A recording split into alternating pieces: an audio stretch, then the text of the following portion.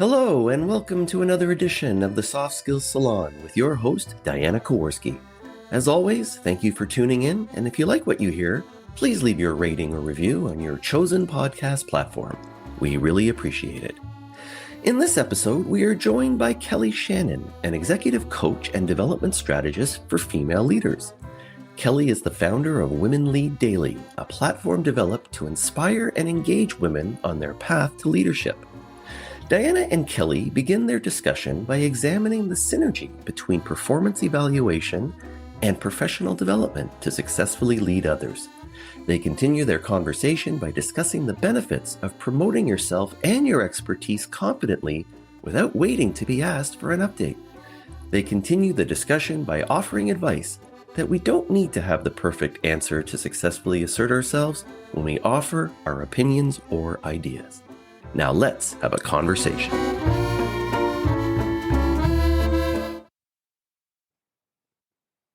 Welcome, everyone. This is Diana Kowarski, president of the Soft Skills Group, and this is the Soft Skills Salon podcast. Delighted that you are with us. This is the podcast where you will listen to international and diverse voices, both novice and expert, discussing their real life perspectives, strategies, and insights in and around what soft skills means. We have a guest today who I am delighted to call both friend, and as well as colleague, and her name is Kelly Shannon. Kelly has a great deal of experience that I'm going to offer in a brief bio, but first let me say thank you for being here, Kelly. She's also made her way through our 15-question soft skills impact questionnaire and chosen a couple of questions that we're going to base our conversation on. So, as I say, conversation is the currency of communication. Let's have that conversation now. Kelly Shannon. She is founder of Women Lead Daily, is an executive coach and development strategist for visionary female leaders. She's helped thousands of women excel in their careers through promotion, growth in client coverage, and management responsibilities. She's helped clients maneuver difficult challenges, overcome personal limiting beliefs, and master the balance of professional and personal responsibilities. Many of Kelly's clients have become industry leaders with a dedicated team, mentors, and support from leaders within their industries. Kelly's signature approach comes down to coupling self-awareness with powerful communication skills. By combining a dynamic skill set with meaningful relationships, her clients experience authentic success. Welcome, Kelly. Hello. Hello. How are you, Diane? I'm doing just fine. How are you, Kelly? I'm good. I'm so glad that you've made time to connect and to be on this podcast. I know that this is going to be a fantastic episode. I've always enjoyed connecting with you and speaking with you when we've had the chance to work together. No, me too. And I'm glad to be here. Thanks for that. My pleasure. So we're going to start off by making sure we have a question that I think is really true to how you already spend your time in that Women Lead Daily work that you do. And from our questionnaire, that's question number 7, and it reads, what does success leading others look like to you? What does success leading others look like to you? What do you think, Kelly? You know, it's changed for me, as you know, Diana, over the past 5 years. So I used to be internal and I looked after talent development in many organizations and for many groups before I was the head. And then I came external. And so for me now, it means, being a partner with many different organizations. Sometimes I work with women one-on-one and they hire me directly. Oftentimes I'm hired through organizations. And I've had to really learn how to take my skill set and apply it to helping a person internally be successful, make the change that the organizations may be asking them to change, but also look at them authentically and say, what is it that you want and need to do? And so it's kind of twofold. I was saying it to a friend of mine this morning. It's like we definitely as executive coaches want to help the organization solve their problem, but we also want to engage with the clients and say, what is it that you want to achieve? What do you want to do here? And then help them do that authentically. I think whenever I've made a suggestion to somebody and they feel like it's wouldn't fit their personality, I can feel them pull back a bit. And I'm like, okay, hold on. Let's figure out how that works for you. Right. So I There's think a that's been space the there, success. right? Is that right, Kelly? There's a space there between perhaps who I'll refer to as your sponsor, that organization that has secured your services, who's saying, come on in, Kelly, let's make sure that you're the person to work with our people. And here's what we are interested in at that macro level. And then what I'm hearing is that you spend time at that individual, that contributor, whether that's someone in a senior leadership role or a new associate, and their understanding might not be in distinct or clear alignment with the organizational goals. Is that about right? That's about right. They're sometimes somewhat aligned, but they can be expressed differently. And I think as coaches, like something I've heard, and this is where soft skills really plays a role, is the person can be addressing it, but there's a way of representing that and talking about it, maybe talking about what you're trying or talking about impact, maybe even talking about what's not working, that can get exposure to other people so they understand what they're doing. And I notice a lot of people shy away from that. They'll do the work, but they don't want to always talk about the work. And I think so a lot gets lost in translation, if you will. Absolutely. And I can, in relationship to my own work, I do spend time asking people to articulate and educate others about what it is that they're doing. And often that's translated into me requesting someone to toot their own horn or to claim to be the best thing since sliced bread, which is absolutely not what it is that I'm suggesting. Right. Right. Yeah. But they think it is, right. And it's like, and I'm like, I'm just asking you to talk about an impact that you made in terms of rolling this thing out. And they get nervous. Women get especially nervous. It's really interesting. I was doing a call yesterday, and women get especially nervous if they think they're going to be seen as being too aggressive. I mean, that old chestnut, that's been a long time standing thing, but that's still a concern for people. Well, there's a lot that's entangled in terms of being labeled as aggressive, whether right, wrong, or neutral. Even that choice of language in certain organizations has a whole trajectory that you might fall into if you are given that piece of language as aggressive. Yeah. No, very true. And so, but for me, throughout my career, I would say to you, I would still say it right here on public radio. I know it is, but I would say I was aggressive. I went after, I had a big vision for myself. And because I grew from being a coordinator, and which is like at the admin level in a training group, all the way to the head of talent. And I don't think I could have gotten there if I wouldn't advocated for myself and really, asking for things regularly, which some people see as aggressive. I saw it as necessary to get heard and to get seen. And then even coming out. I was unaware of that progression in your career. So good on you. And let me ask you then, from coordinator to head of the function itself, if we go back to our question, what does success leading others look like? You probably saw, and I assume there was at least one or two roles between coordinator and head, right? Maybe a day or two over a weekend. Yeah, they gave you a little time. A little bit of time, absolutely.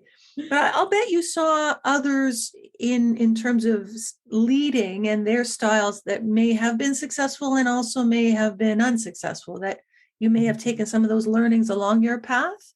Oh, yeah. I mean, I think the interesting thing is, I think communication, which is, I know at the top of your list, it's at the top of that list, because when you are working in a talent or HR function in a large organization, you're dealing with all these personalities. Right. And I've said to people, I've become so adept at flexing my style that sometimes I have these moments internally where I'm like, who am I? Like, okay. But I saw that as being key to success. So being able to flex style and really listening to what I learned the skill of listening to when somebody was talking to me and I needed to listen to their words and their meaning, and when I needed to listen to the emotion and the undercurrents, and then knowing where to dive in. Like, is it a really transparent conversation, or are there undercurrents here that I have to start to decipher and maybe ask more clarifying questions of what they're feeling and maybe what they're showing me? And I would say to you that was probably really one of the keys to my own success and success of working with so many types of people at so many different levels. Fair enough. So self-proclaimed aggressive behavior that had some remarkably positive outcomes for you while internally. And you've already told us about your transition from an internal intrapreneur, which is often the term that's thrown around, to an external partner or entrepreneur. Is if we go back then as a partner, as an external service provider, Mm-hmm. how is it that you influence people leading within the organization? So what I've noticed for myself, and I don't know if you would agree with this, Diana, but I feel like I have to get in there and do a really good piece of work. So run a good program and get good feedback on it, or do a really good coaching. And then the conversations get more meaningful because now they're seeking out your ideas. They want to know what you've seen in the classroom or what you might see in their culture. But it usually, and I would agree with this when I was internal too. It usually takes a good piece of work being done, and then they start to build that relationship with you, build that trust in you, and they start to ask you questions. Yeah. And so sometimes I've learned to wait and reveal that I was internal for so long, and I have that skill set, so that after I do a good piece of work for them, we can have a really rich conversation and talk about, like what's next for them. And so I kind of play this role, and I play many roles as a consultant now, where sometimes I'm teaching and sometimes I'm, training and sometimes I'm coaching. But I also do work as like doing like talent and succession planning. I work as an HR advisor for a firm. Sometimes I'm helping them design and build programs. And I like that variety. Mm-hmm. And so I can use my skill set now. Like it's really fun because I'm in year 6 of my consulting. I can just like move in and out of different things. And I have so much fun doing it. That's fantastic. I'm delighted to hear that you have that. And, that variety isn't to everyone's liking, but it's suiting you. That's what this is all about. The theme that I hear is perhaps, especially in that last example where you might be more involved on the human resources administrative side, if I may, what I hear is performance evaluation versus professional development. That's what I hear. And when we're looking at performance evaluation, oftentimes, leadership is on that form, right? And we're asked to provide feedback or even give someone a grade. You're a 3.9 out of 4, for example, versus professional development, which is often, much more elusive and much more evasive and often not necessarily quantifiable. Yeah. It sounds to me like you're dipping a toe in each of those worlds. Is that about right? Yeah, I would say that's fair. I think something that I love doing for people, and this is probably why I loved my role internally, I am really good at building out development plans, because I think, like you said, it's like, what is professional development? I think that's very personal for each person. Mm-hmm. And so I'm able to say that, like, listen to somebody and hear what they have to say and say, okay, if it were me, right, here's the 3 things I might think about trying to learn. And I've really learned, I love classroom work, as you know, like you probably know that about me by now, but I know that's not everybody's cup of tea. So I've learned to say, here's resources, here's a way to do it live, here's a way to get mentored, here's a classroom option. I've also kind of learned that mix. It keeps people, like, podcasts are great, right? Like all the options. Absolutely. And so I like that side, but I really love too, on the performance side, I like looking at what makes somebody a high performer, because some of that stuff we can do in a moment and for a short time. But the trick is, can we do it for the longevity, right? Can we do it for long term? And what is that? And can we keep up that pace? I think a lot of people set themselves at a pace that's not maybe realistic long term. And so then we talk about, like with my clients, my coaching clients 101, we talk about that. And we talk about then, what does recovery look like? And so that's where that stuff, for me, like, you kind of move out of personal development into leadership development. That's when it gets like personal life and professional life coming together. And your comments of earlier about there needing to be an authenticity to how an individual gets it or chooses their choices or their paths, whether it's about learning or about leading, and how it can be at times complementary or at other times a bit disconnected from the organization or the larger culture at hand, right? Yeah. It'd be so easier if we could just flip a switch. Have you not invented that switch yet? I didn't. No, because I want to keep getting paid. So I don't, make a switch. I can't make a switch. Fair enough. Fair enough. I understand that one.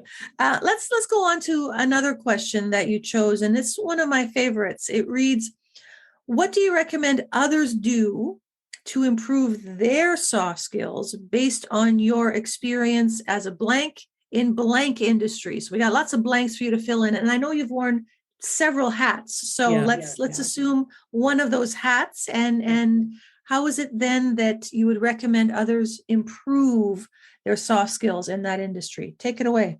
Yeah. So I would say, like, as a talent strategist, right, which is the head I want to go into here, because I think that looks at both of my roles, internal and external. Sure. I've said to people, like, when I grew up in the business, everyone said to me, you have to build your expertise. So you were building your depth first, right? And you were building out your, and everyone said, this was early 2000s. Let's not date me too much. And I would say, okay, that's what I'm doing. And that was my focus. But what I realized, probably after I grew up, which was a little bit disappointing, but okay. I realized that in reality, what we all have in common is we all have to communicate, and probably constantly. Like, I find, like, I've been communicating all day, by the way. But so I actually realized if we can build this breadth of how do we communicate through conflicts, how do we communicate when we're problem solving, making decisions, like all of the soft skills, right? Yep. But communication is probably really our expertise. And that's the thing we all have in common. But I think it's the thing, as training strategists, talent strategists, I think it's the thing we focus on later. And we're building all these skills. Like, think about analysts and associates. We build all these skills and all this knowledge, but we're not actually teaching them all the soft skills. Like, some of those programs just recently started adding real soft skills tracks to it, because you and I train on those sometimes. Sometimes, yes, absolutely. So that depth and width piece, this is reminiscent of that T model, that T approach, and I'm sure that has fallen into your purview more than once. I don't know who came up with that T analogy in terms of cross training and so on. However, I think that it's a really great way of trying to understand this, that perhaps even if you take it down to the letter itself and further the analogy, most of us, would make the downward stroke, even if we are printing or cursive writing, before we would top off the letter T and stroking from left to right across.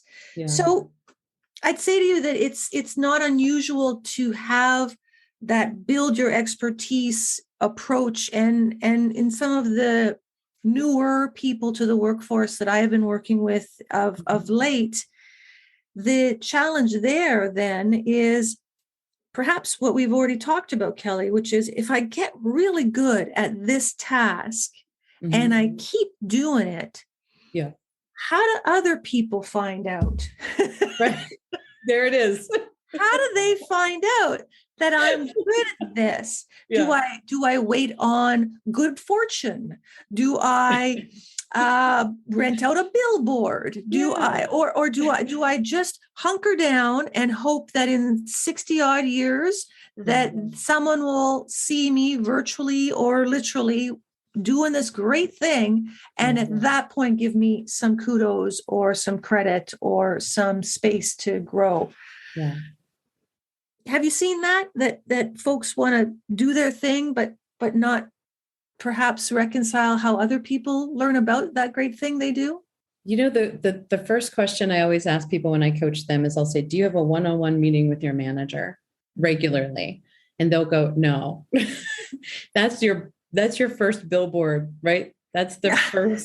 That's the first moment. Or then I might ask them, do you have somebody called it a work asset in a Harvard Business Review article I read the other day, and it said, like, your update that you could type up about what projects you're working on. You might even sell your skills in there. That you type that up and you send it to your manager. That becomes a work asset, because literally they can then be in a meeting and say, oh, hey, here's where that project is. Here's what's going on. All of a sudden you're massively more valuable, right? Because you're making it really easy on your manager. So I'll say, do you have an update that you send out regularly to either your manager or your team or whomever? And oftentimes people will say no. And I'm like, let's start there. So for anyone on this podcast listening, you would ask yourself, do I have that meeting with my manager? That's a huge billboard moment. And my trick in the sauce, and I used to do this personally, I still kind of do this with projects I'm working on where I'm in a team, is I will send that update in advance so that when I'm with that person, so they've read it, they've probably looked through it. So when I'm with them, we can actually have the conversation. And I don't necessarily have to repeat everything on that page. I can say, where do you want to focus? And then I might have a conversation about my development, about my career. I might take it anywhere. And so that's the magic sauce right there. Fair enough. And so that would be different than the annual meeting that I have when I sit across from you and you tell me I'm a 3.8 out of 4. Yeah. And that you have a question in April about what I did last October. Yeah. And so these You're like, meetings, I don't even remember that project, by the way.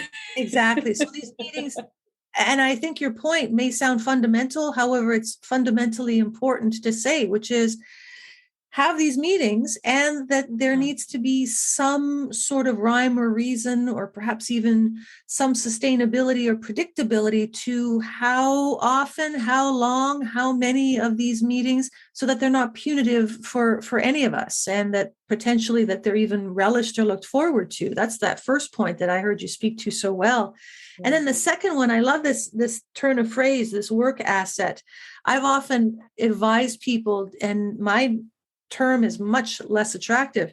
I've been talking about the unsolicited report or the unsolicited update, which sounds much more nefarious now in comparison to work asset, which I am going to steal. Thank you very much. Because I stole it from somebody. And however, thematically, we're absolutely proponents of the same idea, which is let people know all the great stuff you got going on. Do so clearly, succinctly, and it doesn't have to be exclusively in response to a request.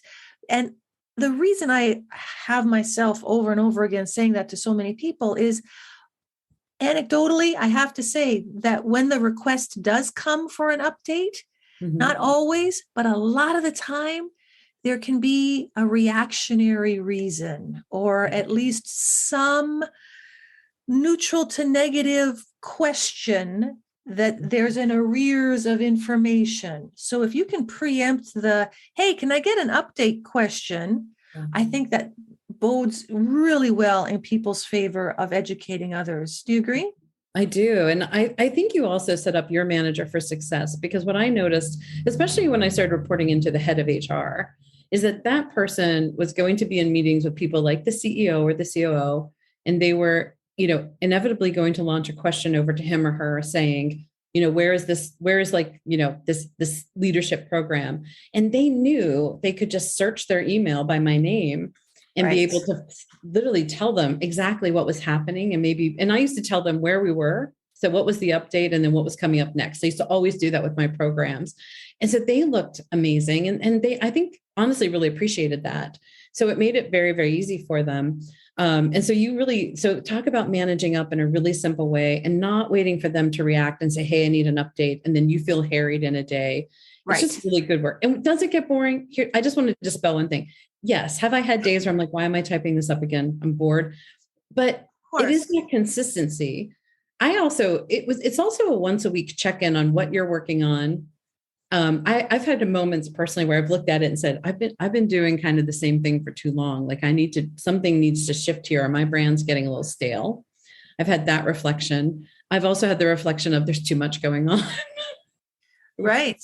We might need to think about that. The activity itself of preparing this report, and report is perhaps a bit of a complicated word, but an update, an asset, a summary, an overview, etc.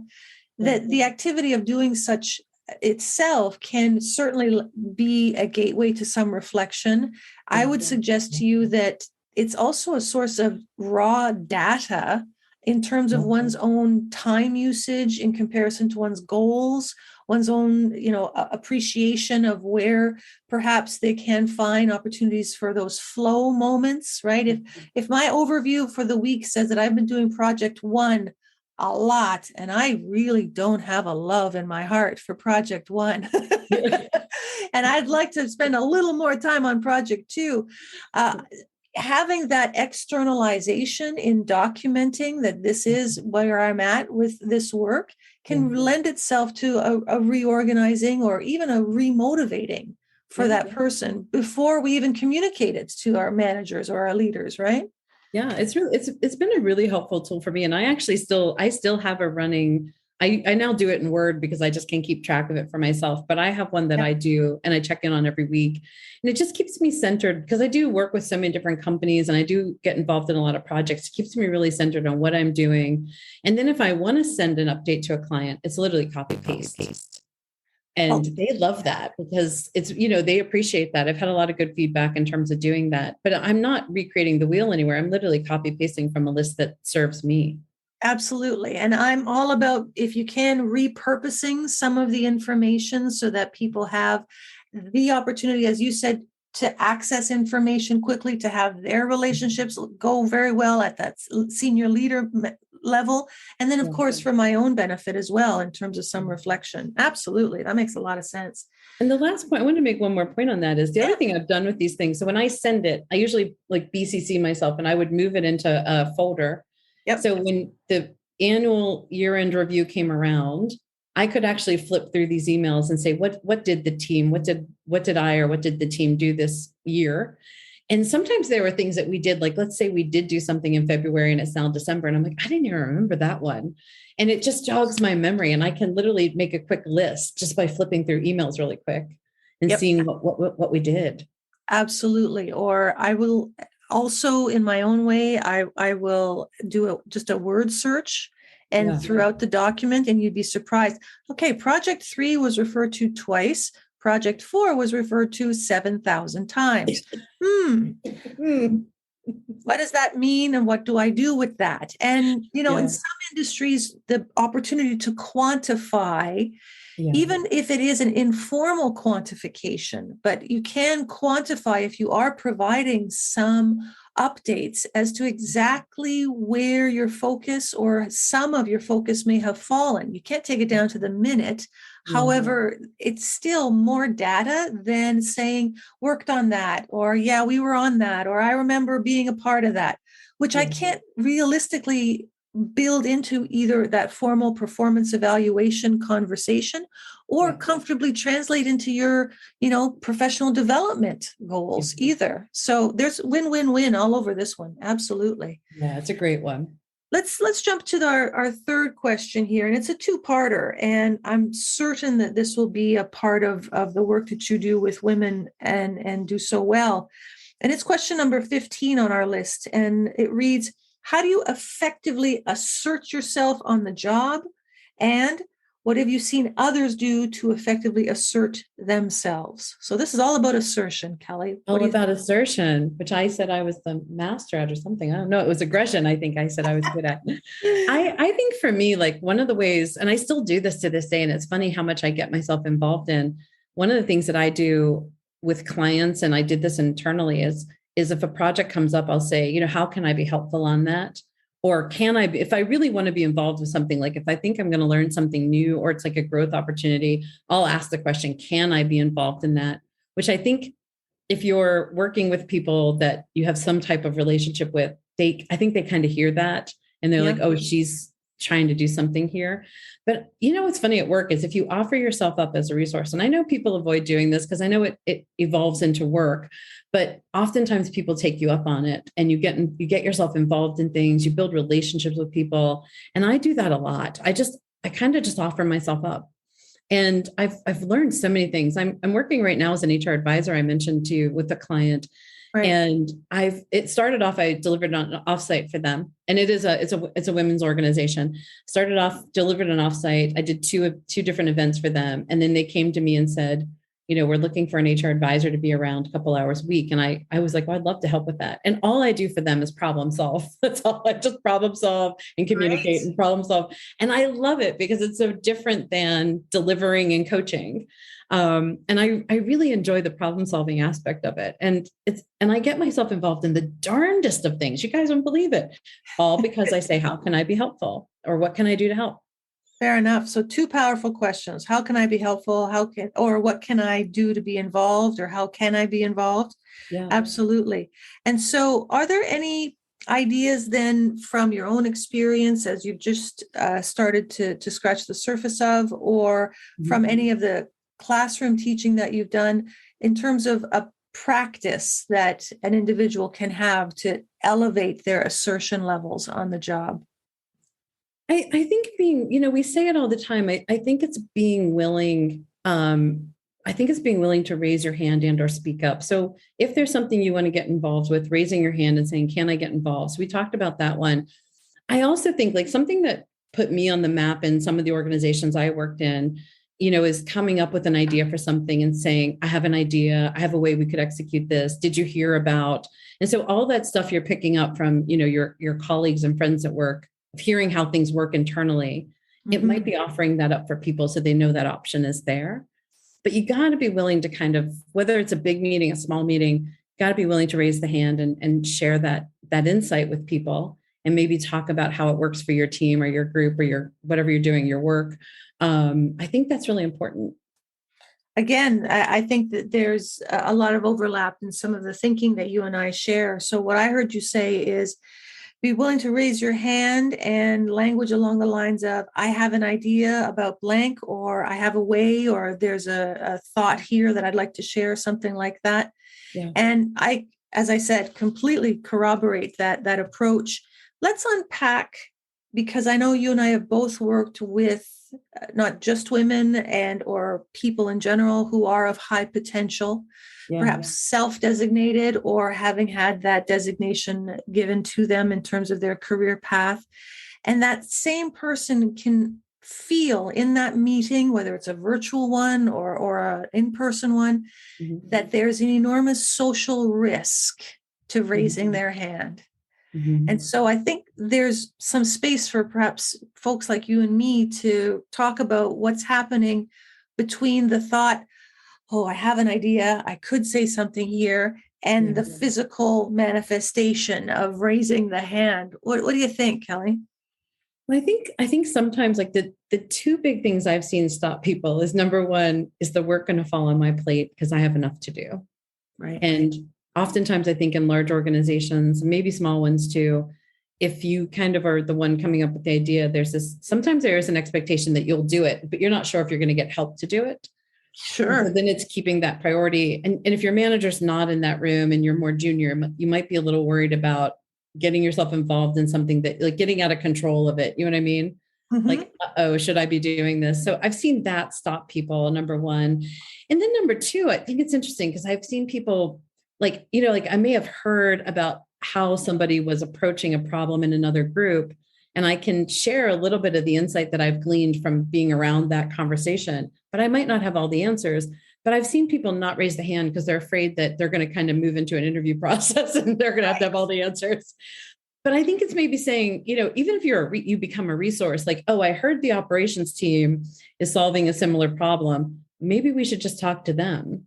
So we don't have to have all the answers. We might then look at it like, I can be a resource of, I've heard this, let's check it out. So I might just make that recommendation. But I think the other thing I think that gets the hand down is, am I meant to have all the answers? People are really afraid to say, I don't know if you'd agree with this, Diana, but people don't want to say, I don't know. So the latent comedian in me says, well, I don't know.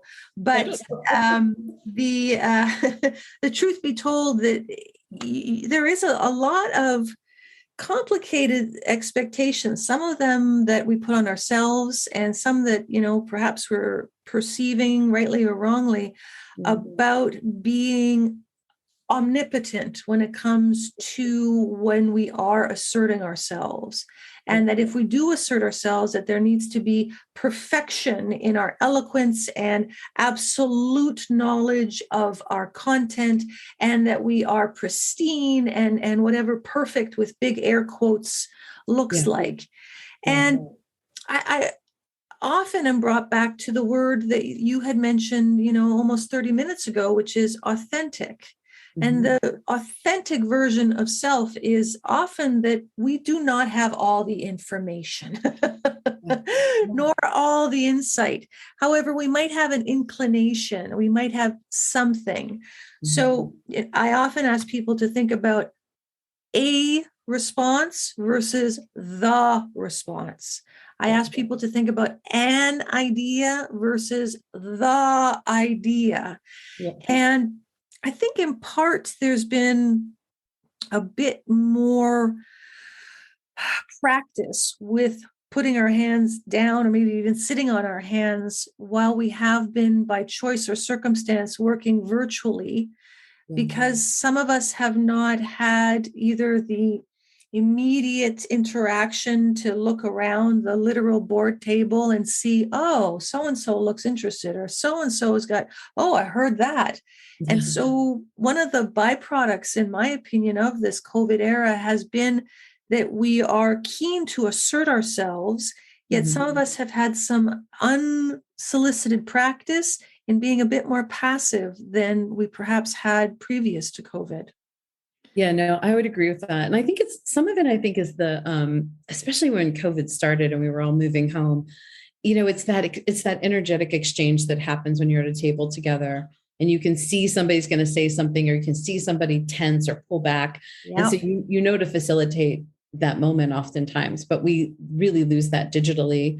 And I think we've lost a lot of that. And it's interesting to see it come back, because the thing that I've said to people is, when we go back, you will be tired, because all of a sudden, all that exchange, that's a level of unspoken communication. Certainly. And it's like, we haven't had as much. It's a little bit more cut and dry now. It's like, Diana, do you want to say something? Kelly, would you like to say something? Right. It's a little bit more robotic in a way. To your point, though, I think fatigue is, in fact, I know fatigue is certainly one of the byproducts of return to office and return to routine and patterns. Okay. And if we come back to this idea of soft skills or communicating, there's more data. There is incoming more data for us to process with those nonverbals, with the paraverbals, with body language, with tone of voice, as well as someone actually being on the other side of the room, right? There's a whole bunch in there. And I think a whole bunch that we can also talk about is as we wrap up, the recommendation that I would ask you for. Is there a resource? Is there a book or anything that has been influential for you in how you've reconciled your work and in and around soft skills that you might recommend? Yeah, I love this. I love this read from Kim Scott on radical candor. It was funny because when I first got into my seat at SocGen, somebody said to me, they had a course called Communication and Candor, and everyone would say candor. And I was like, what is candor? So I loved when she published this book. But I think what I love about this is I've worked with, and you probably have too, we've worked with like umpteenth managers, trying to get them to share feedback and maybe look at people with an authentic lens and be empathetic and share feedback with your people that is meaningful and moves them forward. And I think that this book, in terms of like how we communicate with one another and how we deal with each other, and this whole idea of giving feedback to each other, I think this book can really unlock some doors for people. It's also an interesting book to have an introspective moment with, and think about how you're doing some of these things. So it's not just how do they apply to others. I think it's also like, what am I doing here? So that would be a resource I would say to people. I think it's a fairly recent one. It's a great one. It's gaining a lot of popularity.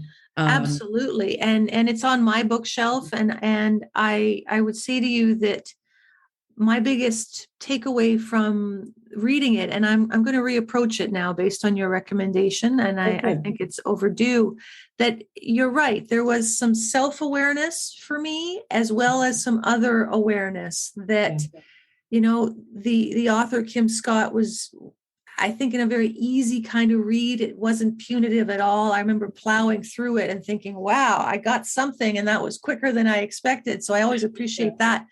But you're right. And I'm sure that many of the folks listening who have not yet had exposure to radical candor, as you said, will hopefully pick up that book. And on the heels of that, Kelly, I thank you again so much for this conversation and for being a part of this podcast.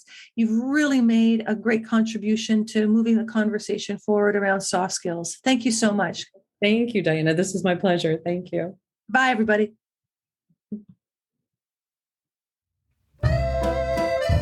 Thank you very much for listening to another dynamic and informative episode of the Soft Skills Salon with your host, Diana Kowarski. Please consider subscribing to our show wherever you listen to your podcasts, and we also encourage you to visit our website and social media links, which you can find in the show's notes. We look forward to bringing you another episode, and remember, conversation is the currency of communication. Bye for now.